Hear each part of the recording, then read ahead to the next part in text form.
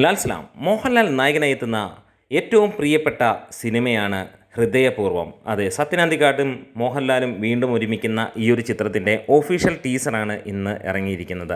ആ ഒരു official teaser നൽകുന്ന സൂചന സിനിമ അടുത്ത 100 കോടി തന്നെ എന്നുള്ളതാണ്. വളരെ ചെറിയ ഒരു ടീസർ എന്ന് തന്നെ പറയാം. പഴയ മോഹൻലാലിനെ അല്ലെങ്കിൽ ലാലേട്ടനെ നമുക്ക് ലഭിക്കുന്ന ഒരു കാര്യം. ചാനലൊന്ന് സബ്സ്ക്രൈബ് ചെയ്യുന്ന കാര്യം ഒന്ന് അഭ്യർത്ഥിക്കുകയാണ്. ഒപ്പം നിങ്ങളുടെ സപ്പോർട്ട് ഉണ്ടെങ്കിൽ കൂടുതൽ വീഡിയോസ് ചെയ്യും. നമ്മൾ വീഡിയോസ് ചെയ്തിട്ട് ഏകദേശം 1 മാസത്തിന് അടുത്താകുന്നു.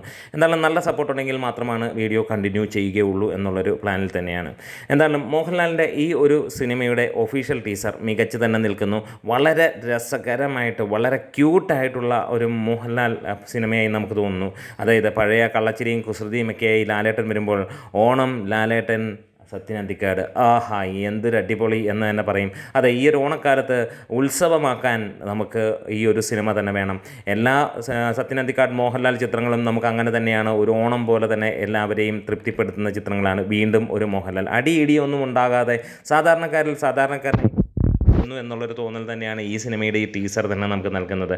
എന്തായാലും മികച്ചു നിൽക്കുന്നു. ഒരു അന്യ ദേശത്ത് പോകുന്ന അല്ലെങ്കിൽ ദേശത്തുള്ള ഒരു മലയാളിയുടെ കഥയായിട്ട് തന്നെയാണ് നമുക്ക് ടീസറിൽ നിന്ന് മനസ്സിലാകുന്നത്. അതായത് കേരളത്തിന് പുറത്ത് പോകുന്ന അല്ലെങ്കിൽ പുറത്ത് പോകുമ്പോൾ അവിടെ നടക്കുന്ന കാര്യങ്ങളുമൊക്കെ ആയിട്ട് ഫീൽ ചെയ്യുന്നു.